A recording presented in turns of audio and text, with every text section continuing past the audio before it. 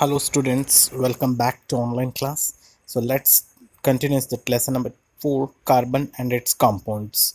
In previous class we discussed about that how carbon attain that noble gas configurations.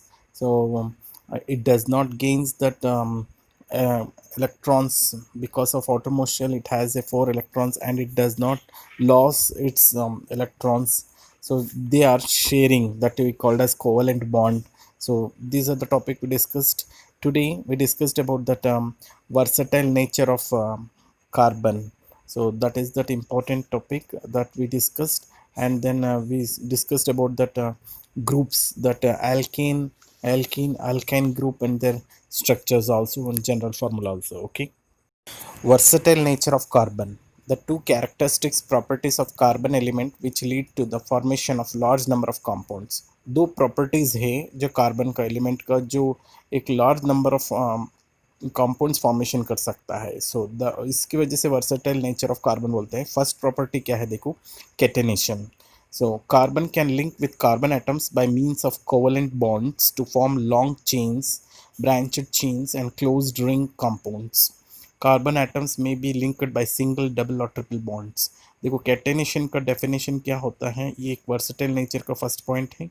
Carbon जब link करता है carbon atom के साथ, वो कोवेलेंट बॉन्ड फॉर्मेशन करते हुए लॉन्ग चेन फॉर्मेशन करता है, या ब्रांच चेन भी फॉर्मेशन कर सकता है, या क्लोज्ड रिंग कंपाउंड भी फॉर्मेशन कर सकता है. और ये जो कार्बन जो एटम्स लिंक होता है ना एक दूसरे से, वो सिंगल बॉन्ड भी हो सकता है, डबल बॉन्ड भी हो सकता है और ट्रिपल बॉन्ड भी हो सकता है फिर. ओके.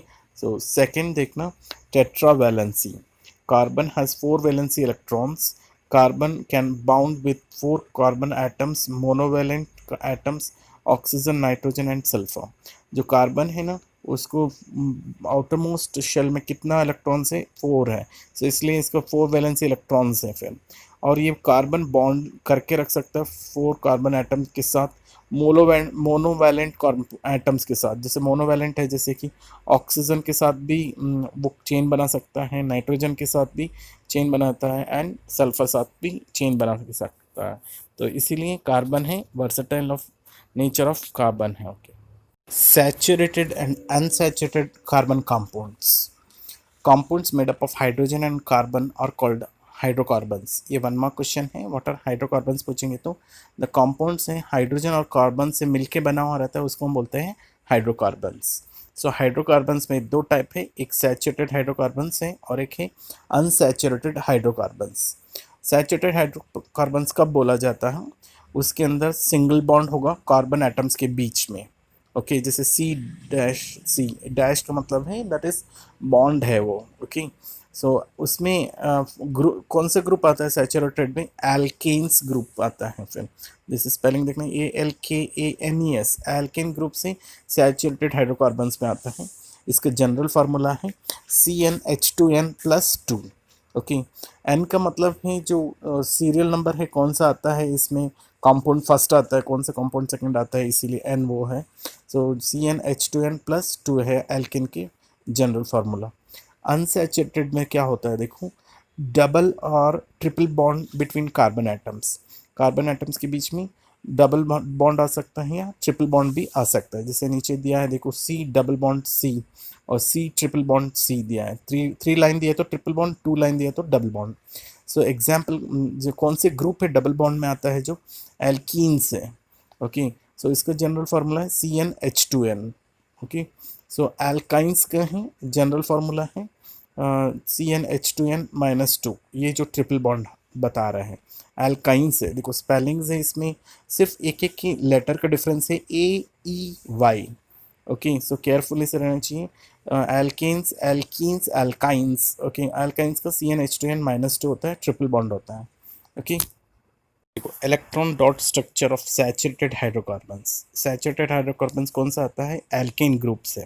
एल्केन में सबसे पहले आता है जो मैथ से शुरू होता है, ये प्रीफिक्स है, और सुफिक्स में ANE आएगा, लास्ट में ANE आएगा, दैट इज सुफिक्स है. ओके. प्रीफिक्स में मैथ से शुरू होता है, सेकंड है ईथ से शुरू होता है, थर्ड है प्रॉप से, फोर्थ है ब्यूट, फिफ्थ में है पेंट। इस तरह से सीक्वेंस में होता है।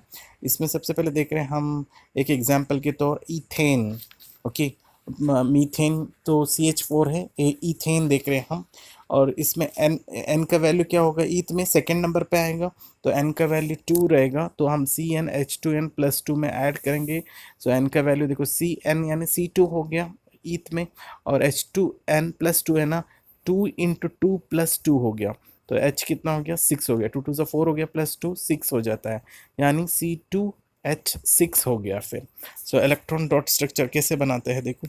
सो सी है, उसके चार चार बॉन्ड हो, सी के अंदर 4 वैलेंसी इलेक्ट्रॉन्स होता है, और 4 इसमें 3 हाइड्रोजन एटम्स डाल दिया है फिर। और इसके अंदर और एक है सी है, देखो उसके अंदर भी 4 वैलेंसी इलेक्ट्रॉन्स हैं, तो वो भी हैं, और 3 हाइड्रोजन एटम्स हैं। ये दोनों ये सारे कार्बन और हाइड्रोजन शेयरिंग करके फॉर्मेशन करता है जो इलेक्ट्रॉन डॉट स्ट्रक्चर्स। इस तरह बनाना पड़ता है आपको, इलेक्ट्रॉन डॉट स्ट्रक्चर है।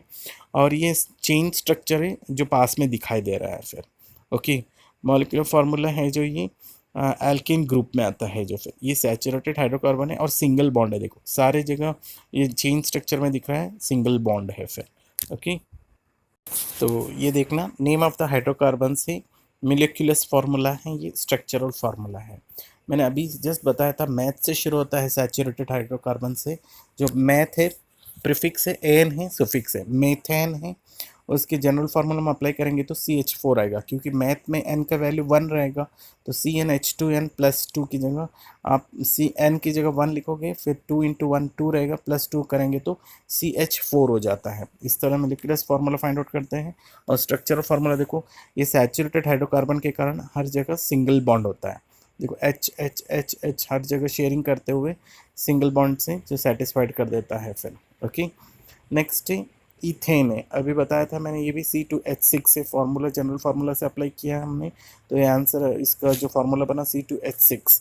सो C2 है, H देखो 4 और 6 है, सो ये भी सिंगल बॉन्ड से ही फॉर्मेशन होगा, बिकॉज ये एल्केन ग्रुप है। सो फिक्स देख रहे हैं, इसका AN है फिर।